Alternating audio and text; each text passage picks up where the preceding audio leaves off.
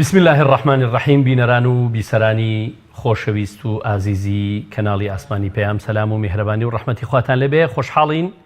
بە ئەوەی خۆشەویست و بەڕێز دەگەینەوە لە بەرنامەی باس و خواست. ئازیزان، ئەمڕۆ تەوەرەی بەرنامەکەمان باشی پرۆژەی دۆستانی محەممەدە صلی الله عليه وسلم. ڕێکخراوی قوتابیانی کوردستان یەکێکە لەو ڕێکخراوە قوتابی و خوێندکاریانەی کە لە بواری خزمەتکردن بە توێژی قوتابیان کار دەکات و لە هەوڵدایە بۆ ئەوەی ئاستی زانستی قوتابیان بەرز بکاتەوە و ڕێنماییان بکات بۆ بەدەستهێنانی نمرەی بەرز، بەردەوام بوون لە خوێندن لە زانکۆکان و بەهێزکردنی لایەنی دەرونی و هاندانیان بۆ گەیشتن بە لووتکەی هیوا و پاڵنەدانەوە لەسەر چەپکە گوڵی سەرکەوتنەکان. یەکێک لەو خزمەتە بەرچاوانەی کە ڕێکخراوی قوتابیانی کوردستان ساڵانە ئەنجامی دەدات پرۆژەی دۆستانی محەممەدە صلی الله عليه وسلم. ئەم پرۆژەیە چەند ساڵێکە بەردەوامە و چەندان چالاکی لە خۆی دەگرێت و لەم بەرنامەیەدا قسە لەسەر ئەو پرۆژەیە دەکەین و چالاکی نوێیان یان چالاکی تازەیان لە چوارچەوەی پرۆژەی دۆستانی محەممەد چییە. میوانی بەرنامەکەمان بەڕێز مامۆستا حەسەن عومەرە. مامۆستا حەسەن عومەر ئەندامی دەستەی بەڕێوەبردنی ڕێکخراوی قوتابیانی کوردستانە. مامۆستا زۆر بەخێر بێ. زۆر سپاس مامۆستا بەخێر. مامۆستا دیارە سەرەتا دەمەوێت لە ناساندنی پرۆژەی دۆستانی محەممەدەوە بابزانین پرۆژەیەک هەیە، ئێوە پرۆژێکتان هەیە وەکو ڕێکخراوی قوتابیانی کوردستان بە ناوی پرۆژەی دۆستانی محەممەد درودی خوای لەسەر بێت. ئەم پرۆژەیە چییە و مەهامی چییە؟ دەمەوێت باسی بکەی و ڕوونی بکەیەوە. بسم الله الرحمن الرحيم الحمد لله والصلاة والسلام على رسول الله محمد وآله وصحبه ومن والاه. سەرەتا زۆر سپاسی بەڕێزتان و بیسەرانی بەڕێز و خۆشەویست و بینەرانی بەڕێز و خۆشەویست دەکەین. دیارە پرۆژەی دۆستانی محەممەد صلی الله عليه وسلم پرۆژەیەکی خێرخوازیە. ئەم پرۆژەیە لەسەر ئەرکی خێرخوازان و خێرمەندانی کوردستان وڵاتەکەمان بەڕێوە دەچێت. ئەم پرۆژەیە ستافێکی ڕابردووی ڕێکخراوی قوتابیانی کوردستان بڕیاریان لەسەردا و ڕایان گەیاند و بە نەتیجە گەیشتوتە دەستی ئێمە. لە ئێستادا ئێمە کاری لەسەر دەکەین ئەم پرۆژەیە. ئەم پرۆژەیە ساڵی 2008 ڕاگەیەنراوە دوای ئەوەی کە ئەو هێرشە ناڕەوایانەی کە لە ناوخۆ و دەرەوەی هەرێمی کوردستان بە شێوەی ڕاستەوخۆ ناڕاستەوخۆ کرایە سەر کەسایەتی پێغەمبەری خوا عەلەیهی سەڵات وەسەلام و ئێمە وەکو ڕێکخراوی قوتابیانی کوردستان هەستمان بەو فەراغە گەورەیە کرد کە لە کاتێکدا ئەم دەستگا و موەسسەسانە بە شێوازێک کاریان دەکرد لەسەر تەشیرکردن بە کەسایەتی پێغەمبەر صلی الله علیه وسلم لە ڕێگای ڕاگەیاندنەکانەوە، لە ڕێگایەکەوە کە پێیان کۆمەڵێک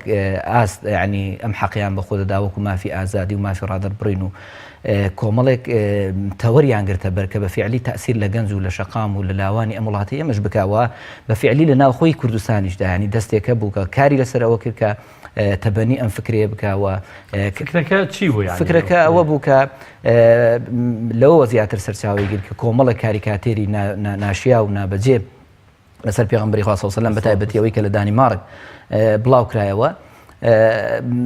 طبعا ئەمە مێژوویەکی هەیە، ئێمە دەکرێت لە زمینی بەرنامەکەدا ئینشاءالله ئیشارەت بە ئەو مێژووە بکەین کە ڕیشەی ئەم مێژوویە و کاریگەری ئەو مێژوویە لەسەر ئەو بڵاوکردنەوەی کاریکاتەریانە و ئامانج لە پشت ئەمانە چ بوو و کاری ئەمانە چی بوو. طبعا ئێمە وەکو ڕێکخراوی قوتابیانی کوردستان ئیشمان لەسەر ئەم بابەتە کرد و پرۆژەکەمان ڕاگەیاند. دیارە ئێمە ویسمان لەڕێی ئەم پرۆژەیەوە بەسەراحەتەن ویسمان خزمەت بنەوەی داهاتومان بکەین، ئەو نەوەی کە لە زانکۆ پەیمانگاکانە، ئەو نەوەی کە نەوەی ئایندەی ئەم وڵاتەیە پێیان بڵین کە بە فیعلی ئەوەی کە ئەمڕۆکانە لە غەرب و شەرقی دنیادا دژایەتی کەسایەتی پێغەمبەر دەکرێت صلی الله علیه وسلم لەبەرەوە نییە کە پرۆژە و مەشروعی پێغەمبەری خوا صلی الله علیه وسلم مەشروعێکی بێتوانە لە ئاستی واقعەکەدا، بەڵکو ئەوە پڕبوونی دەستی پرۆژە و مەشروعەکەی پێغەمبەر صلی الله علیه وسلم پەیام و ڕسالەکەی پێغەمبەر صلی الله علیه وسلم کە توانای بەرگەگرتنی ژیان و ژیار و شارستانیەتی دەگرێت و توانای وەڵامدانەوەی هەیە. بۆیە ئێمە هەوڵماندا کە بتوانین لەڕێی ئەم پرۆژەیەوە لە فکرەوە پەیامی پێغەمبەری خوا صلی الله علیه وسلم بزانکۆ و بە پەیمانگاکانی کوردستان بگەێنین. زۆر باشە. لە چوارچەوەی ئەم پرۆژەیەدا ئێوە ساڵانە چی دەکەن؟ ینی ئەو پرۆژانەی ڕای دەگەێنن، ئەو چالاکیانی ئەنجامی دەدەن، دیارترین چالاکیتان چییە؟ بەڵێ وەڵا جا طبعا ئێمە ساڵانە چالاکیەکان جیاوازن یان یەک جۆر چالاکی ساڵە بە شێوازێک و بە فۆرمێک طبعا ئێمە شێوازی کار و چالاکیەکانمان جیاوازە هەوڵمان داوە ئیش بکەین لەسەر توێژێکی دیاریکراو کە قوتابیان و خوێندکارانی کوردستان بەسەراحەتەن چونکە ئەم جیلەیە زیاتر ئێمە بەڕاستی ئیشی لەسەر دەکەین و کار و ئیشی ئێمە لەگەڵ قوتابیانە و ویستوشمانە لە ڕێ ئەم پرۆژەیەوە بصراحة أو بابا تبخينا بردمي جنجان كفكري بيغمبر صلى الله عليه وسلم كمشروعي وبيام ورسالتي بيغمبر بتويجي نوي زانستي بل يقول نوي أكاديمي زانستي بتوانين شور شنا برامبري كبرامبر بإسلام ومسلمانان كشعوري توائي مسلمانان لتوائي جيان دابلنش كين را وبرين داركرا إما بتواني لري مشروع مانوا بەشێک لە پەیام و لە فەرهەنگی پێغەمبەری خوا صلی الله علیه و سلم بخەینە بەردەستی خوێندەوارانی کوردستان دیارە لەو پرۆژەیەدا هەنگاوی زۆر گەورەمان الحەمدولله سوپاس بەخوای گەورە ناوە یعنی بە شێوەزێکی ورد بۆم باسی تەواوی پرۆژەکەتان بکەی ساڵانە لە چوارچەوەی چیدا خۆی دەبینێتەوە چالاکی جەماوەریە کتێبە هەڵسەنگاندنە یان خوێندنەوەی سیرەیە چ بابەتێکە پێم خۆشە باسی بکەین ئەمن پێش ئەوە مامۆستا بەختیار پێم خۆش بوو ئیشارەت بە ئەم شۆڕشە فکریە بکەم کە لە ئەوروپاوە سەرچاوی گرت و ناوەندی ئیسلامیەکانی کوردستان و وڵاتانی مسلمانیشی گرتەوە و شۆڕشەکە بە شێوازێک بوو کە ڕاستەوخۆ لە شوعری تاکی مسلمانی دەدا یعنی ئەم شۆڕشە پێویستی بە ئەوە بوو کە ئیشی لەسەر بکرێت پێویستی بەوە بوو کە لەسەر ئاستی باڵای حکوومەتی ئیسلامیەکان وڵاتانی ئیسلامی ئیشی لەسەرم بابەتە بکەن چونکە شتێک نییە لە دنیای جیهانی ئەمڕۆی ئازاد و ئەوەی کە پێ دەڵێ حورریە ڕەئی شتێک نییە شکاندنی پەیامە ئەسڵیەکانی وڵاتان یعنی ئەتۆ ڕاستەوخۆ ئەوەی کە تۆ لات پیرۆزە 1 ملیار و 800 ملیۆن ئینسان لە دنیادا مسلمانە شوێنکەوتوی ڕسالەتی پێغەمبەر صلی الله علیه و سلم تۆ دەی ڕاستەوخۆ کەساتی یەکەمی ئەم سەرمەشقە دەشکێنی بۆی ئەمە شۆڕشێکی گەورە بوو بە قەناعەتی من و پێویستی بەوە بوو کە فعلی جا هەم جالیاتی ئەوروپی هەمیش وڵاتانی ئیسلامی بە فعلی هەڵوێستیان هەبایە ئەنی من قەناعەتی من ئەو شۆڕشەی کە لە ساڵی 2005ەوە سەرەتایەکی دەستی پێکرد دوای بەڕاستی پێم خۆشە باسی ناوەڕۆک و ناوەخنی پرۆژەکەی ئەم پێم وایە بە ئەو شۆڕش و پەلاماردانە ئەو شۆڕش و پەلاماردانەی ئەوان بۆ سەر مسلمانە ئەوان لە ساڵی 2005ەوە دەستیان بم بابەتە کرد یەکەم جار لە 30 سێپتەمبەری ساڵی 2005 ڕۆژنامەی بەناوبانگ یۆلاندس بۆستنی بڵێن پۆستن کە یەکێکە لە ڕۆژنامەکانی دانیمارکی بەڵێ عەفوەن کە نزیکەی 12 وێنەی کاریکاتێری لەسەر کەسایەتی پێغەمبەر بڵاو کردەوە بە شێوازی ناشرین دوای ئەوە هەر ئەو ڕۆژەی کە بڵاوکرانەوە سەرۆک و جالی و سەفارەتەکانی وڵاتانی ئیسلامی لە دانیمارک داوایان کرد کە دانیشتن لەگەڵ سەرۆژ وەزیرانی ئەو وڵاتە بکرێت بەڵام ڕاستەوخۆڕەتی کردەوە ئەمە بوو بە سەرەتایەک بۆ بروزدانیان ڕەوازدان بە تەشیرکردن بە کەسایەتی پێغەمبەر صلی الله علیه و سلم ئەوە بوو لە چەند مانگێک دوای ئەمە ڕاستەوخۆ لە 10 مانگی یەنایری ساڵی 2006 دیسان ماغازین کە یەکێک لە ڕۆژنامەکانی نەرویج کۆمەڵە کاریکاتێری دانیمارکەکەی بڵاوکردنەوە و ڕەواجی پێدان ئەو لە 29 هەمان ساڵ ئەوە بوو ڕۆژنامەی دانیمارکەکە داوای لێبوورنی لە مسلمانان کرد بەڵام ئەمە زۆری نەخایەن ئەوە بوو لە یەکی فێبرایاری یان یەکی دوی ساڵی 2006 چەندین وێنە لە فەڕەنسا لە ئەڵمانیا چەندین کارکتەری بڵین بەفراوانتر لە ئەوروپا بڵاوکراوە بەڵێ لە ئەوروپا بڵاوکراوە ئەوە بوو دیسان ئەوە کاردانەوەی قورسی هەبوو لەسەر وڵاتان و تەئسیری لە شەقامی مسلمانان کرد دیسان لە هەشتی پێم خۆشیانی بەسەراحەتەن مێژوەکەی بڵم چونکە زۆر کاریگەری هەبوو لەسەر تاکی مسلمان دیسان لە مانجی لە هەشتی دوو دیسان ئەم ڕۆژنامەی شارلی ئێبدۆ کە سەرەتا بوو دەستی پێکرد بە ڕەتداوە ئەم کارانەی و بڵاوکردنەوەی ئەم کاریکاتێرانە لە حوتی دوی ساڵی 2007 یەکێک لە ڕۆژنامە فەڕەنسیەکان بە ناوی لیبراسیۆن هەستا بە بڵاوکردنەوەی بۆ یەکەم جار لە فەڕەنسا بەو شێوەیە دەستی پێکرد بەڵام هەر ئەو ڕۆژە سەرۆکی فەڕەنسا فرانسۆ هۆلاند سەرۆک وەزیرانی فەڕەنسا کە کۆمەڵێک لە مسلمانان لە جالی ئەوروپی سکاڵان لەسەر ڕۆژنامەکە تۆمار کرد بە ڕێگانەکانی گوت کە هیچ کاریگەریەکی نابێ و دادگای هیچ موقیفێکی نابێ بەرامبەرەوە حوڕیە ڕەئیە فعلا ئەوە بوو دوای مانگێک لەم سکاڵایە هیچ هەڵوێستێک بەرامبەر بە کاردانەوەیەک نەبوو لە دادگاوە بێبەری بوونی شارلی ئێبدۆ شیراکیان کە ئەمە هیچ زۆر باشە مامۆستا پێشووی ئەوە بە تەفسیری باسی ئەو هەمێ مێژوەکەین بەڵام دەمهێ ئەوم پێ بڵێ کە پێتان وایە هەموم هێرشانەی کە بەرنامە بۆ داڕژراوە یان بەرنامە بۆ دانەڕژراوە بە هەر شێوازێبێ کە ئەوروپیەکان خۆراوایەکان کردیان. ئەمە بۆ خۆی جۆرێک لە جۆرەکان شۆڕشێک دەبوو کە لە ناو تاچی موسڵماندا لە نێو ڕێکخراوە ئیسلامیەکاندا لە نێو موسڵماندا سەر هەڵدا کە ینی ئێمە بێئاگین لە پێغەمبەرەکەی خۆمان درودی خوای لەسەر بێت لە پەیامەکەی خۆمان لە سیرەی پێغەمبەرەکەمان کە ئەو پەیامە ئاسمانی جوانی هێناوە کە بەرنامەیەکی کۆتا بەرنامەی و کۆتا پێغەمبەرە یعنی ئەوە هەندانێکی گەورە نەبوو کە موسڵمانە هەستن بۆی کە جارێکی دیکە ئاشنا ببنەوە بە پێغەمبەرەکەی خۆیان. بەتاکیدی صلی الله عليه وسلم بەتاکیدی ئێمە لە زۆر لایانی و لە زۆر هەڵوێستی پێغەمبەری خوا صلی الله عليه وسلم بەس ئیشارەتمان پێگەیشتووە یعنی بەڕاستی نەچوونە ناوەخنی فکری پێغەمبەر صلی الله عليه وسلم و ڕیسالەتی پێغەمبەر بەسەراحەتەن بە تەواضعی نەگەیشتووە بە تاکی مسلمانی کورد مسلمانانی جیان و بەگشتی کوردیش بە تایبەتی لێرەدا ئەمە بۆ ڕەتدانەوەی ئەمە کە بە قەنەعەتی من پێم وابوو بەرمەجەکراو بوو بە پلانێکی تۆکمە بوو و جالێ بڵین ئەوانەی کە ئیشیان لەسەر ئەمە کردووە خەڵکی ئەکادمی و پسپۆری تایبەت بوون کە لە شعوری مسلمانان دەن بۆ بە قەنەعەتی من بۆ ئەوە بوو تاکی مسلمان والێ بکەن چونکە لە کەسایەتی و مقدەسترین کەسی مسلمانان دەدرێت کە پێغەمبەرە صلی الله عليه وسلم بۆی تاکی مسلمان ذاتی و نەکا سەر بەرزکە هەمیشە ملی کەس بێ لە بەرامبەر ئەوروپا و غەرب و ڕۆژئا و ڕۆژهەڵاتدا کە بڵێ ئەوەی کە فکری ئیسلامە کۆنەپەرستی و کۆتایی پێهات بەڵام ئێمە نابێ خۆ لەوە بێئاگاکەین کەەوە ئەوروپایە لە ترسانکاری کاتێ لەسەر پێغەمبەر بڵاو دەکاتەوە صلی الله عليه وسلم ئەوروپایەتینی لەوەیە کە تاقە پەیامێک لە دنیای ئەمڕۆدا لە عەولەمە و جیهانگیری ئەمڕۆدا تاقە پەیامێک کە گەشە دەکات ئیسلامە تاقە نفوزێک و تاقە جەماوەرێک کە دێتە ناو خەڵکەوە ئیسلامە زیاد دەکات آخر توێژینەوەی UN و بڵین نەتەوە یەکگرتوەکان ئەوەیە کە ساڵی 2050 ڕێژەی دانیشتوان بە شێوازێکی بەرچاو زیاد دەکات ڕێژەی دانیشتوان لە ڕۆژهەڵاتدا 1 ملیار و 400 ملیۆن ئینسان زیاد دەکات طبعا وڵاتانی ئیسلامی خۆ بەڵام لە بەرامبەردا لە هەموو ئەوروپا 64 ملیۆن کەس زیاد دەکات لە هەموو ئەمریکا 9 ملیۆن کەس زیاد دەکات لە هەموو ئوسترالیا 1 ملیۆن کەس زیاد دەکات کەواتە ئێمەین کەوا خاوەنی ڕیسالەیەکی زیندوین ئێمەین کە خەڵکی ئەکادمی ئەوروپا دێتە ناو ئیسلامەوە چێمان بینیوە لە خەڵکی ئەکادمی مسلمان بچێتە یەکێک لە دینەکانی ترەوە لە بەڵام دەلالەتی زۆربوونی ڕێژەی دانیشتوان دەلالەتە لەوەی کە پەیامەکەش گەشە دەکات بەردەوام لە ڕاستیدا کە بەڕاستی ئێستانی مسلمانان لە نفوزدا زۆرن لە نفوزدا زۆرن وەکو حەدیثێکی پێغەمبەر فەرمیوە سەردەمێک دێ زۆر دەبن بەڵام وەکو کەفی سەر ئەوتان لێدێ هیچ یعنی ئەوە یەکتان نابێ بەڵام تیر و تاوێکتان نابێ بەڵام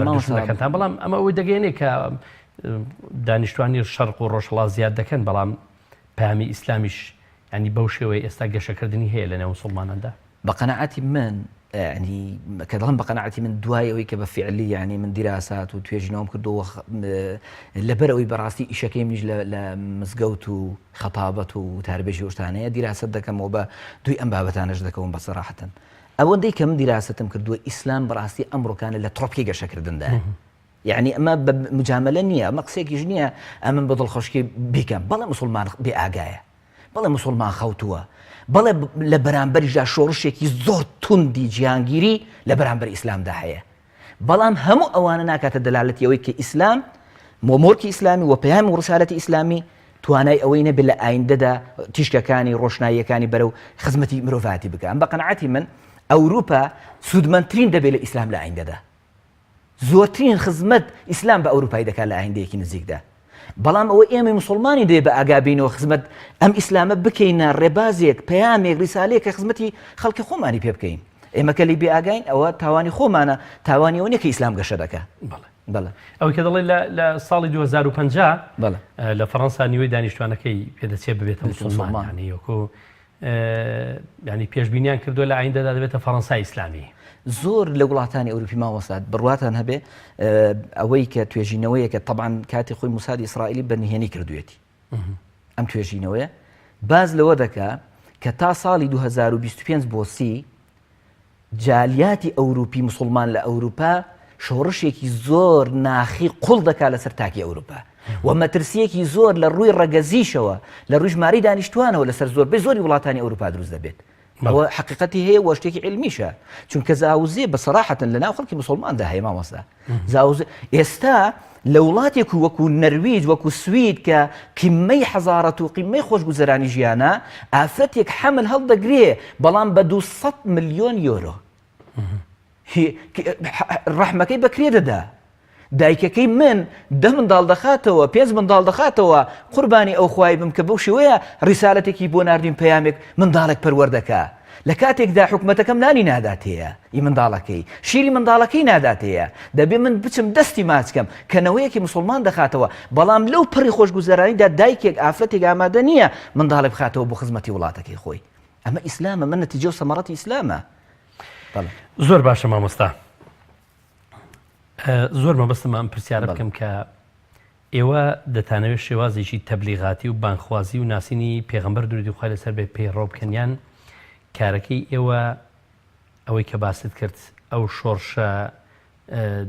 دژایەتی کە بۆ پێغەمبەر بۆ تا کەسایەتی پێغەمبەر عەلەیهی سەڵاتو وەسەلام بۆ ئیسلام کرد لە ئەوروپا دەتانەوێت پەرچەکردارێک بوون بۆ ئەمە بڵێ خۆی بەداخەوە وڵاتانی ئیسلامی بەداخەوە دەڵێم یعنی وڵاتانی ئیسلامی هەمیشە ضحیەی ئەوان لە دیفاعدان یعنی قووەتی ئەوان نییە ڕیسالەت بە خەڵک بگێنن یعنی بۆ نمونە ئێستاکانە بەداخەوەی کە ناونراوە وڵاتانی ئیسلامی يعني تعبير لإسلامي راستقينا ناكم بداخو أما كارثاتي جورية أوروبا وطن إسلامي وكو دانشتوان وجمعية جوازة لقوا سيستم سياسي خو ما براسي من يكيب تاج لكم القادة تبر برسيالتكم يعني تشيبكم زوري كم من خطيبكم مش قاري خلق دكم وزياتر بيناك جناب دراجان كاركي خدمتي أو عندك لقدرة الداديكي لوزياتر ناتواني بكي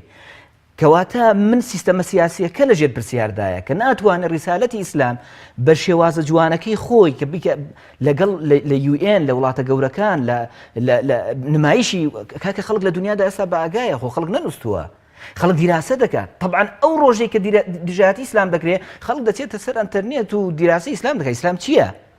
بلام أو إيميل لبرامبري أم هيرشانا دا براسي ضعف ما نبو ولا واز بوين ولا بري دفاع دابوين بلام ئەمڕۆی ئێمە دەمانەوێ وەکو ڕێکخراوی قوتابیان بۆ نمونەوەی لە تەنواناماندا سنووری دەسەڵاتی ئێمە بەڕاستی توانەکەمان دیاریکراوە هەر پرۆژەکەمان پرۆژێکی خێرخوازیە یعنی ئەگەر خێرخوازە ناوکاریمان نەکەن پرۆژەیەکمان نیە بەناوی پرۆژەی دۆستانی محەممەد صلی الله عليه وسلم ئەم پرۆژەیە ئێمە هاتوین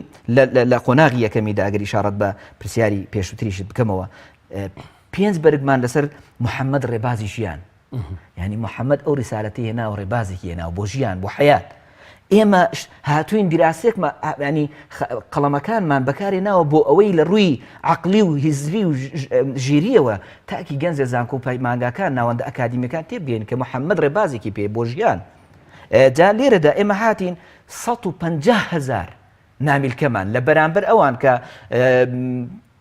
توانای ئەوان زیاترە بۆ نمونە شارلی ئێبدۆ ساڵی 2015 62 ملیۆن والله أعلم 3 مليون نسخي لكاريكاتيرەکانی بە وڵاتانی ئەوروپا بڵاو کردەوە ئێمە ئەو قدرەتەمان نەو بگەینە 3 ملیۆن بەڵام 150,000 نامیلکەمان ئەم کتابە بەڕێزانە کە ئەوانە هەموو بەرگەکانی بڵاومان کردوێتەوە بە بادینی بە سۆرانی لەسەر ژیانی پێغەمبەری خوا صلی الله عليه وسلم ئەم بەرگانە گەیشتوتە دەستی خەڵکێکی زۆر لە کوردستان دەسواز بەخوای گەورە 150,000 نامیلکەمان لەوەی خسۆتە بەردەستی خەڵک نزیکی 200,000 سیدیمان لە ئاکار و هەڵسو کەوت و ڕەوشتەکانی پێغەمبەر صلی الله عليه وسلم بە شێوەی ڤیدۆ بە شێوەی ئامادەکرا خسۆتە بەردەمی خەڵکی زیاتر لە 30,000 پۆستەرمان لە شوێنە گشتیەکان و ناوەندە ئەکادیمیەکان بڵاو کردوێتەوە بەدەیان کۆڕ و سیمینار و ڕۆشۆپ و فیستیڤاڵی زانستیمان ئەنجام داوە بۆ ئەوەی بتوانین خزمەت بە ئاکار ڕۆشتەکانی پێغەمبەر بکەین صلی الله عليه وسلم چەندین نامیلکەی شیعریمان کۆری شیعریمان کردووە و چەندین ساڵ تاقیکردنەوە دەکەین زیاتر لە 10,000 قوتابی لە پرۆژەی ڕێکخراوی قوتابیاندا لە پرۆژەی دۆستانی محەممەد صلی الله عليه وسلم بەشداری تاقیکردنەوەکان دەکات ئەمە بۆ خۆی سەروەتێکی گەورەیە ئێمە توانیومان لەم پرۆژەیەدا زیاتر لە 10,000 قوتابی ئاشناکەین بە سیرۆژیانی پێغەمبەر چونکە زۆربیان امتحانمان تێدا کردوون بە فەرمودەکانی پێغەمبەر صلی الله عليه وسلم بە ئاکاری بە هەڵسوکەوتەکانی اینجا ڕۆژمێری دۆستانی پێغەمبەرمانە بۆ صلی الله عليه وسلم ئەم ڕۆژمێری دۆستانە زیاتر لە 10,000 نسخەمان لێ بڵاو کردوێتەوە کە لە شوێنە ئەکادیمی و ناوەندەکان و زانکۆکان هەڵو ئاسراوە بە درێژایی ساڵ ئەمە بۆچ بووە بۆی ناونیشانی محەممەد ڕێبازی ژیانمان بمێنێتەوە اینجا صلی الله عليه وسلم اینجا گۆڤاری تایبەتمانە بۆ بە محەممەد ڕێبازی ژیان نزیکی 5,000 نسخەمان لێ بڵاو کردوێتەوە بە عمومی دەیان عەمرەمان کردووە لە تاقیکردنەوەکاندا کە قوتابیان یەکەم بوون بە پشتیوانی خوای گەورە بەیانی لە پرۆژەی تاقیکردنەوەکەماندا کە لەسەر گوڵاوی کتابی گوڵاوی سەرمۆرە کە زیاتر لە 300 قوتابی لەسەر ئاسی هەرێمی کوردستاندا بەشداری کردووە بە پشتیوانی خواستپێنەکانە تاقیکردنەوەکە ئەنجام دەدێ یەکێک لە دیارەکان ئەنجام دەدرێن ئەنجام دەدرێ بەیانی تاقیکردنەوە نەکراوە نەخێت بەیانی ئسپەی شەممە سەعات 9 بە پشتیوانی خۆی گەورەی ئەنجامی دەدەین لە تەواوی ناوەندەکان کە زیاتر لە 17 ناوەند و لە شوێنە جیاوازەکان هەرێمی کوردستان لەسەر تاسەر هەرێمی کوردستاندا ئێمە تاقیکردنەوەکە دەکەین ئەم تاقیکردنەوەیە ئەمە کە 300 گەنج قوتابی بەشداری لەم تاقیکردنەوەی دەکات کتێبێکی 700 پەڕیمان پێ خوێندوتەوە کە ئاشنا بێ بە سیرەی پێغەمبەری خوا صلی الله علیه و سلم بە ئاکاری بە ڕەفتارەکانی باڵسوود کەوتە جوانەکانی بە نەرمونیانیەکەی بە مامەڵی لەگەڵ خێزانەکانی لەگەڵ کۆمەلگا لەگەڵ دەوروبەری ئەمە سەروەتێکی گەورەی بۆ ئایندە ئێمە ئینشاءالله جا ئێمە نەتیجە توانیمان لە بەرامبەردا زیاتر بەدەیان عەمرە بۆ قوتابیانە دابین بکەین ئێستاش لەسەر ئەرکی خوێرخوازان بە پشتیوانی خوای گەورە لە دوای کۆتایی سەرکەوتوانی ئەمە چاوەڕێ دەکەین لە ئێستادا عەمرمان ئامادە کردووەوە چاوەڕێ دەکەین خێرخوازان زیاتر پشتیوانمان بن بۆ دابینکردنی عەمری زیاتر بۆ گەنجان و لاوەکانمان بۆی سەردانی گۆری پێغەمبەری خوا بکەن صلی الله علیه و سلم بۆی زیارەتی ئەم شوێنە پیرۆزە بکەن و زیاتر لە نزیکەوە ئەو شوێنە بدینن کە پێغەمبەری خوا صلی الله علیه و سلم هەناسەی تێدا داوە ئەو شوێنە بدینن کە ڕفتار و پەیامەکەی تێدا بڵاو کردەوە صلی الله علیه و سلم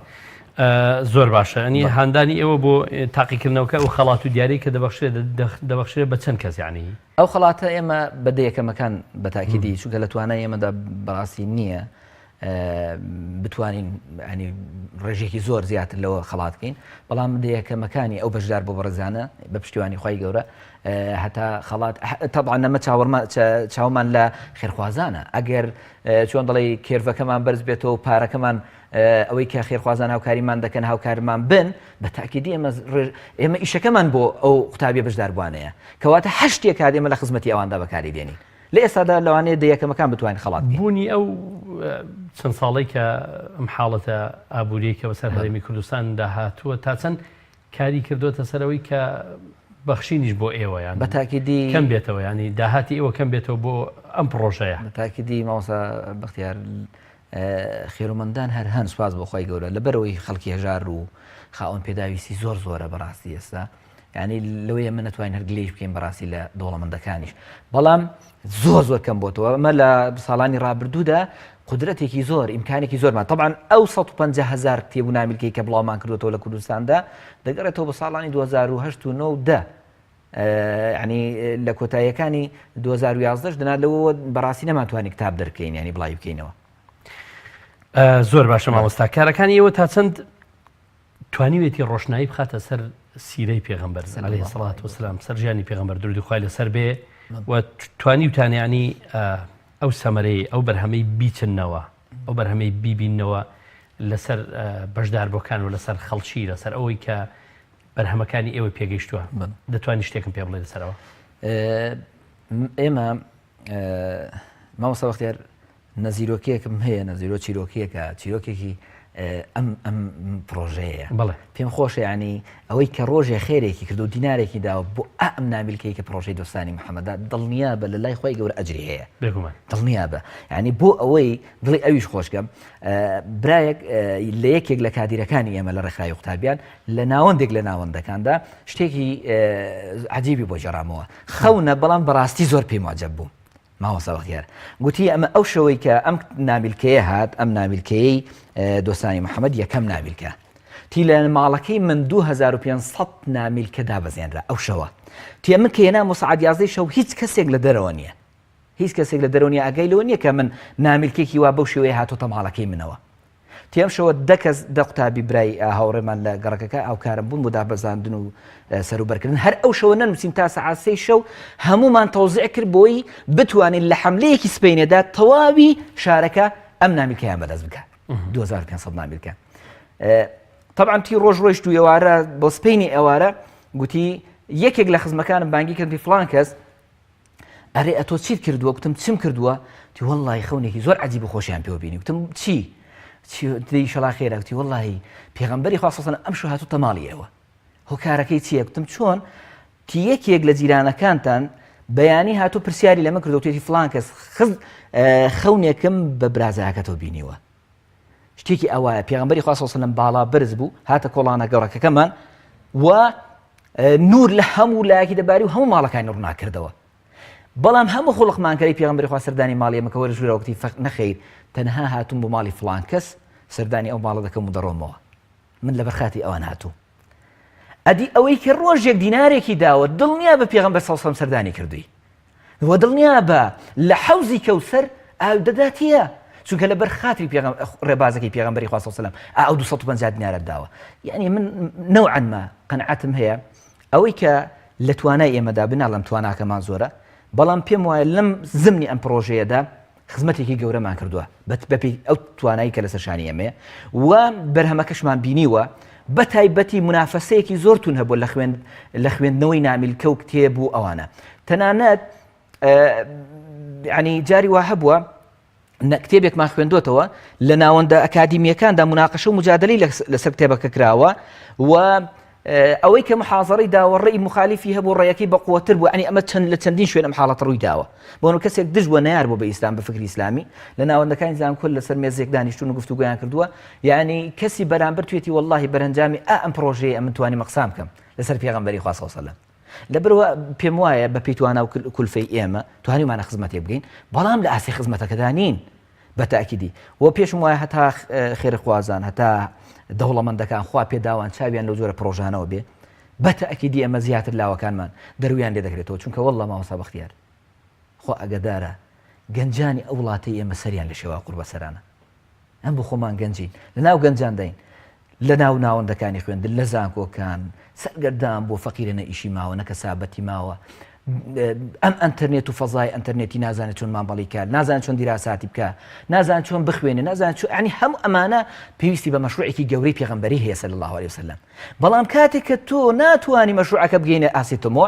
ئەچاری وەکو خەڵک بەڕاستی لی دانیشی دەنا وەڵڵام ئێم پێم وایە بەو نەمەتەوە کار دەکەم لەو پرۆژەیەدا کە هەر کەنجێکی ئەم کوردستانە من بەرپرسم بەرامبەری بەبێ جیاوازی بەبێ ڕەنگی بەبێ شێوازی بەبێ دانیشتنی منتیقەکە و شارەکەی پێم وایە بەرپرسم بەڵام تواناکەم هەر ئەوەندە مامۆستا ئێوە ئاستی ئاستەکانی تەمەن بابەتەکانی ئێوە لەو چارچەوەی پرۆژەدا بۆ هەموو ئاستەکانی تەمەنەیە تەمەنێکی دیاری کراوە ئێمە بیستوتانە ینی بە تەمەن پلەبەندی بکەن وەکو منداڵە نەوجەوانە دواتر گەنجێکی پێگەیشتووە هەموو ئەمانە وەڵا ئەمە فعلەن ئەو قسەی جەناب خوازادا تۆ پرسیارێکی زۆر گرنگ بوو یعنی بۆی ئەوەی کە خێر دەکە ئاگادار بێ ئەمە هیچ جیلێکمان لەو قۆناغە بەجێ نێشتووە هاتوونیشمان لەسەر منداڵان کردووە پرۆژەمان بۆ منداڵان هەبووە نامیلکەمان بوو بەشی منداڵان هەبوو یعنی نامیلکەکان هەندێکیان لە قووەتی منداڵاندان هەندێکیان لە قووەتی ناوەندی بنەڕەتیدان هەندێکیان لە قووەتی ئامادەیدان هەندێکیان لە قووەتی زانکۆپی مانگاکاندان و بەڕاستی توێژینەوەشمان کردووە ئێستا ئەم توێژینەوەیەکی ئەکادمی علمیە کە دکتۆر کاوەفەرەج کردوویەتی لەسەر پێغەمبەر صلی الله علیه و سلم بۆ ئیعجازەکانی و ئەمانەی کە لە سیرە و لە حەدیسی پێغەمبەردا صلی الله علیه و سلم ئەمە ئاستێکی باڵای وەرگرتووە یعنی ئەمە هەوڵماندا و منداڵ لە تاقیکردنەوەکان بەشداری بکەین و ئاسی ئامادەی بەشداری پێیان طبعا بە ساڵە ئەم ساڵ تەمەنەکەی ئێمە لە 25 لە 15 بۆ 25 ساڵە بەڵام ڕێشمان نەگرتووە لە منداڵکارێکیان لە گەنجێکی تازە پێگەیشتوو کە دەتوانێت لە خوار تەمەنی 13 ساڵی بڵێن 13 و 14 شەوە بێ بتوانێت بەشداری پرۆژەکە مادام قودرەتیەوەی هەبێ بێتە ئەو منافەسەوە بەڵێ زۆر باشە جوگرافیای کارکردنتان ینی ئەو سنوورەی کە ئەم چالاکی ئێوە لە چوارچەوەی پرۆژەی دۆستانی محەممەد ڕوودوخە لەسەر بێگرتوێتەوە تەنها جوگرافیەکی دیاری کراوە یانە هەوڵ هەنداوە کە هەموو ناوچەکانی کوردستان بگرێتەوە طبعا بەتاکید ئێمە هەوڵمان داوە هەوڵتاندا و بەکردداری جێبەجێمان کردووە بیستمە قسەیە بکەم ینی بەکردداری ئێمە جێبەجێمان کردووە کە لە دهۆکەوە هەتا دەگاتە کفری و کەلارە تا دەگاتە ئەو پەڕی سنوورەکانی هەموو محافظاتی هەرێمی کوردستان بە کەرکووکەوە بە ناچەو دابڕێنراوەکانەوە پرۆژەمان بۆ هەموویان گەیشتووە و لە هەمووشیاندا چالاکیمان کردووە تەنانەت هەتا دوو سوورمات و هەتا هەموو منتیقەکان ئێمە چالاکیمان کردووە لەسەر پرۆژەی دۆستانی محەممەد صلی الله علیه و سلم و پەیامەکانی ئێمە ڕیسالەکانی ئێمە بەوان گەیشتووە لە دوهۆک لە زاخۆ لە هەولێر لە سۆران لە ڕانی و قەڵازە لە هەڵەبجە و کەلار و کفری و سلێمانی لە هەموو منتیقەکان بەگشتی ئێمە چالاکیەکانمان گەیشتووە سوپاس بەخوای گەورە و لە هەموو ناوچەکانیشدا بەشدار بوومان هەبووە لە هەموو ناوچەکانیشدا خێرخوازان هاوکاریان کردوین یعنی ئەمە نیشانەیە و پرۆژەکە ئێمە پرۆژێکی گشتگیرە وەکو جەناب ئیشارەت پێدا ئەم قۆناغە مادی و مالیە تەسیر لەوانەیە تا ڕادێک لە پرۆژەکە کرد بێت دەنا بەڕاستی پێم وابوو پرۆژەکە ئاستێکی زۆر باڵای ئەکادیمی بەخۆ دەبینی بەڵام بە پشتیوانی خوای گەورە بە فەزلی خوای گەورە ساڵانی ئایندە ئێمە طموحی گەورەمانەیە کە ئەم پرۆژەیە بکەینە پرۆژەیەکی ئەکادیمی و زانستی کە لەسەر ئاسی زانکۆکانی کوردستاندا بتوانین توێژینەوە بکات بتوانێت کۆنفرانسی زانستی بکات و لە هەوڵی ئەوە داین بەڕاستی بەڵام تا ئێستا ئێمە قووە مادیەکەمان نەیتوانیوە بگاتە زانکۆکان بەشێک لە زانکۆکانیش بەڕاستی پێویستیان بە کولفەی مادی و بەرامبەریان دەوێت لە بەرامبەر هەندێک کاردا بەڕاستی تەنها زمانی کوردیتان بەکارهێناویان تا ئێستا زمانی کوردی لە بەشێکیشدا زمانی ئینگلیزیمان بەکارهێناوە بەڵام تا ئێستا بەفعلی بڵاومان نەکردوەوە بە نەگەیشتوینە سەر ئەو قۆناغی چونکە وەکو گوتم بەڕاستی پێویستی بە ئیمکانی مادی هەیە چونکە ئەو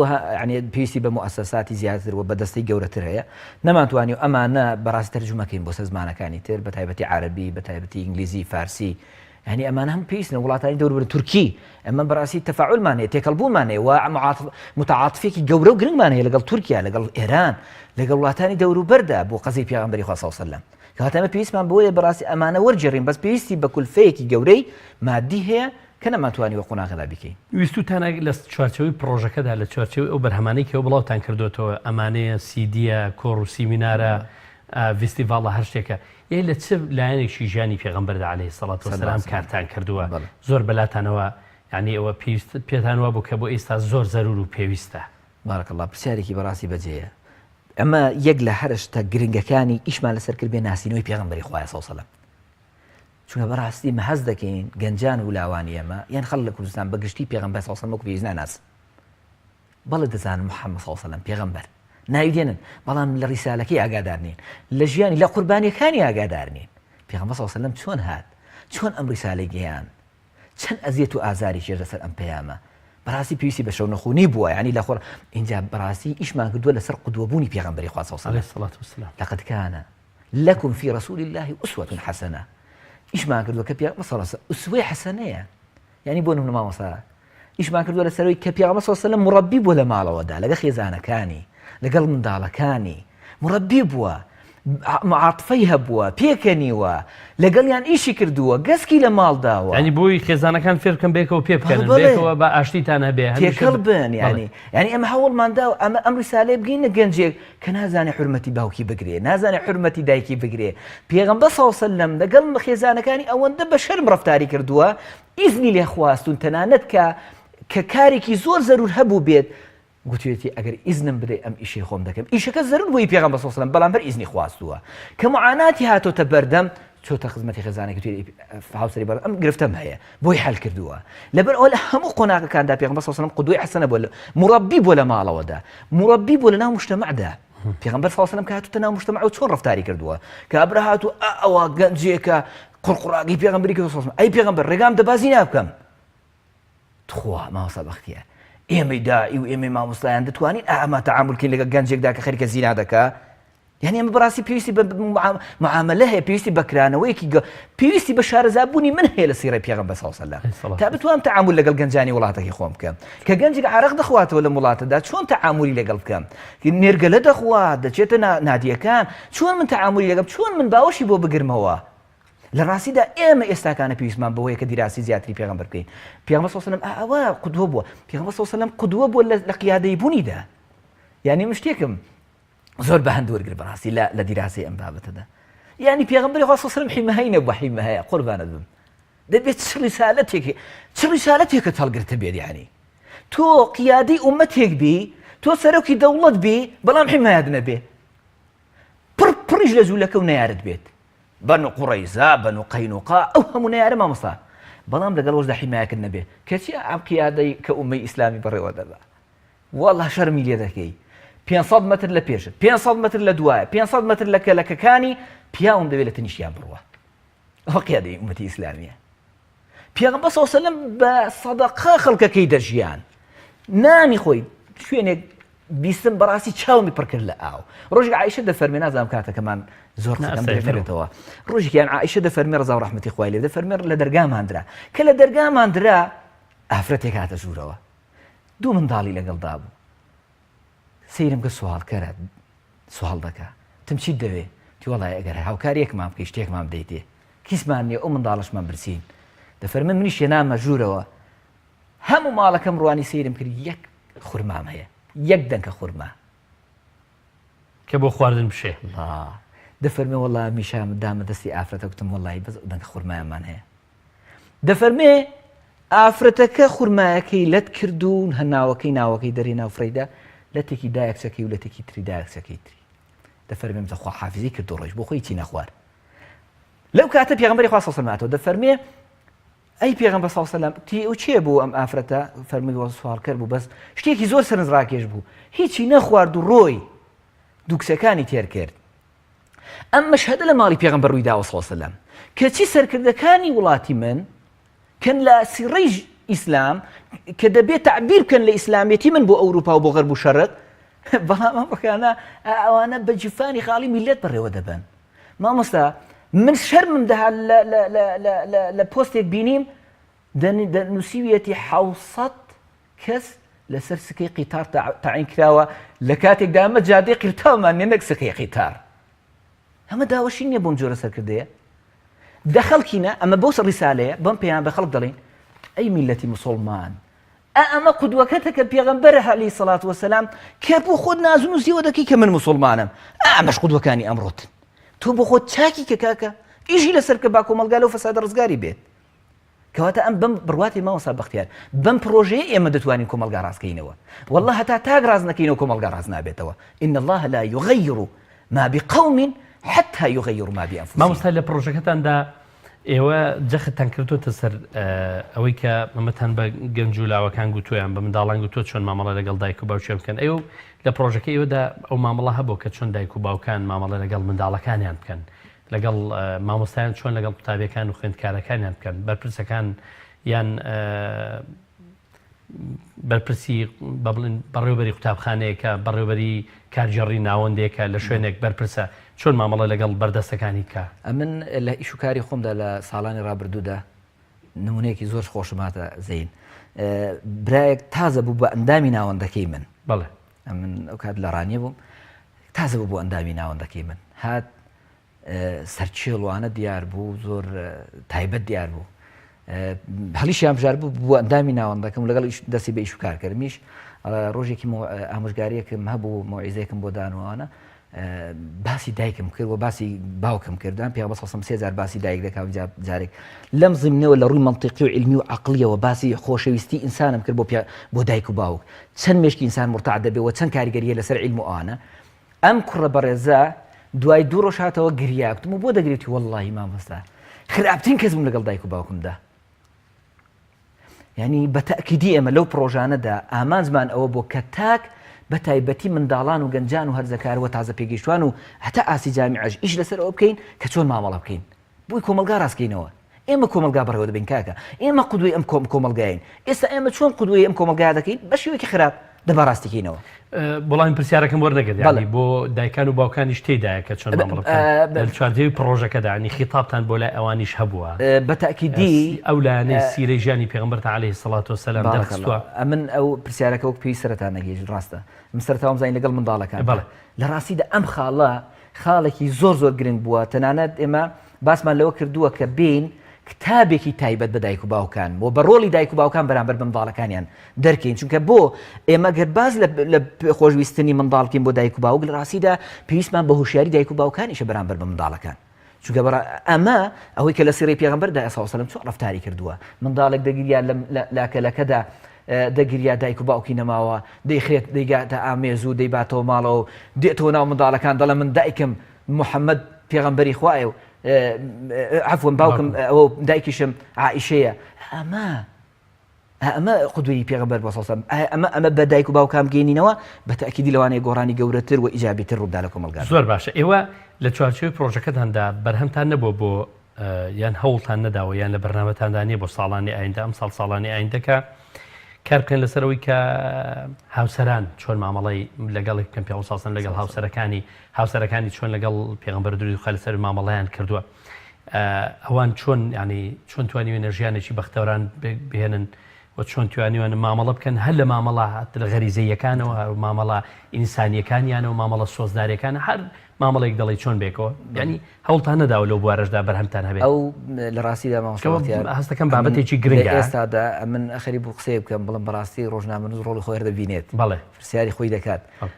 خۆی گەورە پاداش دادەوە یعنی لە ڕاستیدا وروژاندی ئەم بابەتە باسمان کردووە بەڵام نەمان کردوتە مەشروع لە ڕاستیدا یەکێ چونکە ئێمە بەڕاستی مەشروعی سەر بەخۆمان هەیە جگە لەو مەشروعی باڵاپۆشیمان هەیە سمبولی نور لەم زمنەدا تا ڕادەیەک ئیشمان کردووە لەم بارەیە بەڵام خودی ئەم پرۆژەیە دەتوانێت ئەمڕۆ لە گەورە ببینێ بەڵام ئیشمان لەسەر نەکردووە دەکرێت یعنی من لە ئایندەدا سەرنجمان بۆ بابەتە بێ کە لە ئێستادا من لە مانگی ڕابردوودا دیراسەیەکم خوێندەوە باز لەوە دەکات کە ڕێژەی زەواج نەکردن زۆر لە ئێستا لەو فترەی ڕابردوودا هەندێک زیادی کردووە بەڵام لە ساڵ 2017 و پێش 2017 ئەوانە ڕژەی زەواج زۆر کەمتر بۆ لە بەرامبەر تەلاقدا بۆ لەبەرەوەی معریفی زەواجیمان نییە معریفی مامەڵەمان نیە لەگەڵ یەکتریدا سۆز و عاتفەمان نییە یعنی یەکێک لە شتە گرنگەکان کە ئێمە پێویستە وەکو ڕیسالەیەکی پێغەمبەری صلی الله علیه و سلم بیگەێنین ڕیسالەی زەواج چییە؟ ڕیسالەی زەواج خۆ ڕیسالەیە یعنی بۆ خۆی زیژن و مێرداتی یعنی چی ڕیسالە مەوەدە و ڕەحمەتە ئێخوەگەر مەوەدە و ڕەحمەت دروست نەبێت دژن و مێردێک خۆ ناتوانانی بە قفڵ بەیەکیان ببەستیەوە هەلێک دوور دەکەونەوە لەبەرەوە دەبێ ئەمە پێویستی بەچیە پێویستی بە مەشروع بە فعلی ئەمە تێدا لە بواری دۆستانی محەممەد ئیشمان لەسەر نەکردووە بەڵام دەکرێت مە لە ئایندەدا ئیشی لەسەر بێت کە مامۆستا ئێستا حاڵێکەیە لە نێو گەنجاندا بەڕێستان گەنجن بە خۆتان دەزانن کە ئەویش ئەوەیە جۆرێک لە ئەگەر ناوی نەنێم فۆبیا بەڵام جۆرێک لە ترس هەیە لە پێکەوەنانی هاوسەر لەبۆی کە بڵێن لە سادەترین پێناسەدا بۆ هەر گەنجێک باسی بکەیت تۆ بۆ پرۆسی ناچێ ناو پرۆسی هاوسەریەوە زیاتر کوڕان دەبێت بۆ ئەم بابەتە وەنیە ڕژی نێرینە دەست پێشخەر بێت تەڵەب لای کوڕە و وەڵامدانەوەش لای ڕێگەزی بەرامبەر زۆر دەترسێن لەوەی کە ناتوانین ژیان پێکەوە بنین ژیان قورسە لا نەماندەکە بێگومان کاریگەرێکی گەورەی هەیە بەڵام ئایا دەکرێت ئێمە حاڵەتی مادیمان لە وڵاتەکەماندا ئاوا بێ و پرۆسی زەواجیش هەر بەرەو ساربوونەوە بچێ ئایا گەنجانە چی بکەن ینی دەشی هەر ئەماوا بێ مەبەستم ئیشکردن کارکردن لەسەر ئەمە پێتانوان نییە ڕۆڵێکی گرنگ دەبینێت کە پێغەمبەر صلی الله علیه و سلم چۆن هانی گەنجەکانی داوە کە هاوسەرگیری بکەن خۆ زۆر گەنجە بوو کە هیچی نەبووە تێتی ژنی بۆ هێنا و هەر هیچی نەبووە لە ڕووی داراییەوە بەڵام دوجار خی گەورە دەروشی لێ کردوتەوە توانیوێتی ژیانیش ماسە بەختیار ئەو پرسیارە هەردوو پرسیارەکەی گەزنا بە دووڕژان و ئەو ئێستاوی پێشیش بەڕاستی پرسیاری گرنگن بەڵام یەکێک لە هەرە گرفتەکانی ئێمە دیسانەوە دەڵێم و بەڕاستی نەبوونی مادەیە بڕاتە بێت تاقە لەوانەیە لە ڕابردوشدا لەسەر ئاسی کوردستان تاقە ڕێکخراوێک بووین کە بە هیچ شێوەیە کولفەی مادیمان لە بەردەستیدا نەبووە هەمووی لەسەر جیفانی خۆ بە هاوکاری و سەدەقەی ئیشمان کردووە یعنی لە کاتێکدا خەڵکی کە من ڕێکخراو هەیە کە هاو پیشەمانە لە کوردستاندا هەتا 400 ملیۆن دینار موچەی ماگانەی بووە نەسری ماگانەی بووە 400 ملیۆن دینار مامۆستا ئەوە یعنی مە قسەیەکی صحیحە هەبووە 120 ملیۆن دینار داهاتی ماگانەی نەسری ماگانەی بووە ڕێکخراوی متەنەوی هەبوون لە کوردستان بەڵام ئێمە هاتوین هەموو تەرکیزمان لەسەر خێرخوازان بۆ بەڕاستی جا ئەمە مەجای ئەوەی نەداوین بپڕژینە سەر ئەم لایەنە گرنگە یەکێک لە هەرە گرنگترین شتەکانی ئێمە ئەوەیە کە ئێمەش بکەین لەسەر زەواجی گەنجان چونکە ئێمە دەبێت بەو ئیش هەستین ئێمە دەبێت هانی گەنجام دین کە زەواج چەند گرنگە زەواج هەر ماڵدانان و زێرکردن و سەیارە و ڤێلا نییە زەواج هەر ئەوە نییە کە تۆ بسنس بی زەواج هەر ئەوە نییە کە تۆ لە ئەوروپا شەوی مانگی هەنگوینی بکەیت زەواج هەر ئەوە نییە بچی بۆ قوبرۆز وان نییە ئەمە لێ تێکچوونی ئومەتە لە حاڵەتە ئەسڵیەکەی کە من ئیشارەتم پێدا ئەلمەوەدە وەڕەحمە کە لە ڕاستیدا ژیانی خۆشی ئینسانەکانی کورد ئەمڕۆکانە بەشێکی لە میحنەتدایە هەر بڕواب کە نەبوونی موسە نییە نەبێ گومان بڕواب کە بەشێکی بریتە لەوەی کە مەوەدە و ڕەحمە لەناو عایلەکانماندانیە زۆر نەخۆشی مامۆستا ڕوودەدا کاتێک کە تۆ دڵت بۆ خێزانەکەت کردەوە یعنی لەوە زیاتر کە تۆ خێزانت هەیە لەوە زیاتر کە تۆ هاوسەری ئەوی دەبێت تۆ دڵی بە تەواوەتی بۆ بکەیتەوە یعنی هیچ نەبێ ئەم جال مەوەدە و ڕەحمە تیدا بنوێت تیدا بخەوێ ئەمە بەچی دەبێت بەڕاستی بە پرۆژی گەورە دەبێت بە دەستی گەورە دەبێت بە هاوکاری مادی گەورە دەبێت بکەنیمانە بەداخەوە و بابەت تێشکە مامۆستا ئێستا لەناو دیسان گەنجان و بەتایبەت خوێندکاران چینی قوتابیان و خوێندکاران هەیە باسی ئەوەی کە نەمانی یان لاوازکردنی ئەهمیەتی زانستە ئەوەی کە ئەگەر بشخوێنم نابم بە هیچ و دواڕژم نابێت و بابش بم بە دکتۆر خۆ نابم بە دکتۆرێکی باش و بابم بە ئەندازیار بەڵام چی بنیاد بنێم و 2000 تەعین نابم و ئیشم دەست ناکەوێ و هەموو ئەمانە پێم خۆش ینی هیوادارم لەو ڕۆژەوە ئەوەتان هەبێ خزمەتتان هەبێ بۆی کە بتوان هەموو لایەنەکانی ژیانی پێغەمبەر عەلەیهی سەڵات وسەلام لەم لایەنەوە دەرخەن. بەس بەپێی کاتەکە دەمەوێت باسێکی ئیمتیحانەکەی سبەینێتان بکەین کە ئەوەی ئێوە بڕیارتان داوە. ئەو کتێبەی گوڵاوی سەرمۆرە ئەم کتێبەتان بڕیارداوە بۆ خوێندنەوەکەی چۆنەوە شێوازی ئیمتیحاناتان چۆنە، پرسیارتان چۆنە و ئەوانەی بەشداری دەکەن چێن، ینی تایبەتان کردووە لەسەرەوەی کە چینێکی دیاری کرا و تەمەنێکی دیاری کرا و بەشداری بکەیان تەمەنەکە دیاری نەکراوە کراوە. وەڵی مامۆستا بەختیار خۆی گەورە پاداشداتەوە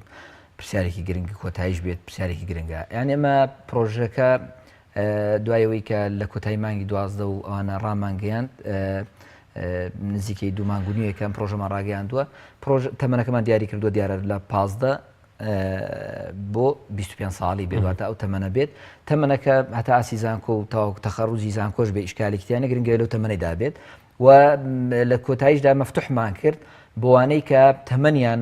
لە خوار تەمەنی 15 ساڵیدا و دوایش بڕیارێکی ترماندا ئیجابی وایە ئەو کاتێک ئێمە پرۆژەکەمان ڕاگەیاندووە 25 ساڵ بووە، بەس کە ئێستا بۆتە 2000 بۆتە 26 ساڵ. کوتمان ئەوانیش مەحروم نابن و بەشدار دەبن لە پرۆژەکەماندا. بۆیە تەمەنەکە تقریبان لەو بینەدایە لە تەمەنی 92 تا 2003 وەڵا عەلەم دەکا ئەو تەمەنەیە بەڵێ 2002 تا 2003 بەشداری تێدا دەکا. پرسیارەکانی ئێمە مامۆستا بەختیار بەو شێوەیە دەبێت. کتێبەکە گەورەیە، ئێمە بۆی لایانی دەرونی قوتابیانیش و بەڕێزانی کە بەشدارن بۆ سپێنێ گوێبستی بەرنامەکە دەبن دڵیان خۆش بێت. ینی پرسیارەکانمان بە شێوازێک کە داناون کە بگونجێت لەگەڵ سیستەمی پرسیاراتی قانونی یان سیستەمی دەروونزانی گشتیدا. ینی ئەوە بێت کە سیستەمێکی علمیمان پێڕەو کردووە لە دانانی پرسیارەکان دایانی عفوی پرسیارمان دانە ناون پرسیاری سادە پرسیاری ناوند بەتاکیدی لەوەشدا هاتوین هەردوو ڕەگەزە سەرەکیەکەی سەرەتای بافلۆفمان هەڵبژاردووە واتە قۆناغی یەکەم و قۆناغی دۆمی واتە سێم و چوارەم و پێنجەم و شەشەمان تەرک کردووە واتە شێوازی زۆر ئاسانە. ئەنی ئاخر قۆناغە ئاسانەکەی نظامی بافلۆفمان بەکارهێناوە بۆ پرسیاردانان کە ئەویش هەڵبژاردن و ڕاست و هەڵەیە. یعنی شتەکەی لە بەردەستدایە وەڵامەکەی لە بەردەستدایە بەس بۆ خۆی بە فکری خۆی بە خوێندنەوەی خۆی قوڵبوونەوە لەوانەیە شتەکان تۆزێک چڕ بن چونکە کتێبەکە گەورەیە بتوانێت بە ئاسانی کۆنتترۆڵی بابەتەکە کا و نمرەی خۆی بەدەست بێنێت. مامۆستا ئەو گەنجانەی ئەو قوتابیانەی کە ساڵانی ڕابردوو لە چوارچەوەی پرۆژەکەتاندا بەشدار بوون وا بووە کە ئەمانە پرۆژە پێشکەشی ئێوە بکەن بۆ ئەوەی کە لە چوارچەوەی پرۆژەدا ساڵانە بیخەنەگەر چالاکی ینی وایان کردووە چالاکییان هەبوو بێ پێیان اقتراحیان کرد بێ پێشنیاریان کرد بێ بۆ ئێوە کە ئەم چالاکیە بکەن ئێوە بەشدار بووان بەڵێ بەشدار بن بەڵێ هەبووە و حاڵەتە بە تایبەتی یەکێک لەو حاڵەتانەی کە پار هاتە بەردەستمان لە کۆبنەوەی مەکتەبی سکرتارێتدا و پێشنیارە بوو کە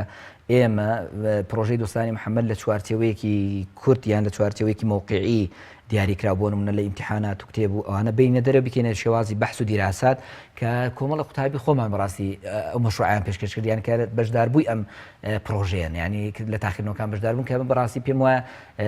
ینی پرۆژەیەکی جوانەوە بە دیراسەش دیراسەیان کرد بوو خستیانە بەردەستمان و دەنگی شێنە تەمەنا دەکەین کە خێرخوازان هاوکاری باشمان بن ساڵی ئایندەدا بتوانین ئەمە بکەینە پرۆژەیەکی ئەکادیمی و لەسەر ئاستی توێژینەوە ئیشاڵان پرۆژەیە ئەنجام بدەین. مامۆستا تا چەند دڵخۆشن بۆ بەرهەمەی کە لە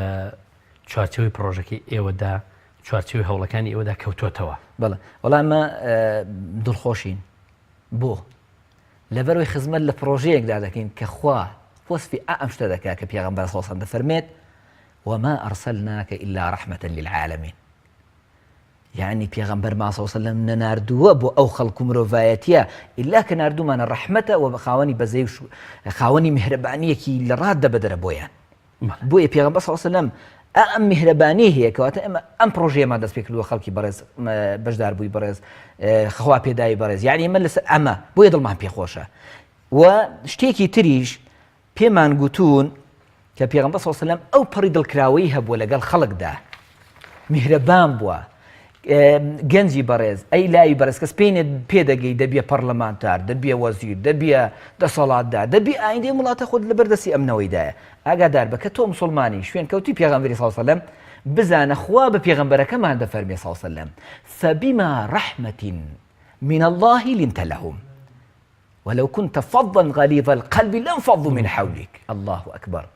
ئەی پێغەمبەر صلی الله عليه وسلم والله ئەگەر تۆ ڕق و بوغز و حەسەدتە بەرامبەرەوە خەڵکە لم فضل من حولك والله خلق لە دەور کۆنە دەبووە ئەگەر تۆش دەتەوێت گەنجی بەرز لە ئاینەدا ببێ قیادەیەکی براوە و خەڵک تێرکەی و خەڵک براوەکەی دەیفەرمو شوێنی ڕێبازی پێغەمبەرەوە صلی الله عليه وسلم. بەڕێز مامۆستا حەسەن عومەر ئەندامی دەستەی بەڕێوەبردننی ڕێکخراوی قوتابیانی کوردستان زۆر سوپاس دەکەین کە بۆ تۆری بەرنامەی ئەمڕۆی باس و خواست پرۆژەی دۆستانی محەممەد درود و خالە سەر بێ لەگەڵ مامی سوپاس دەکەین.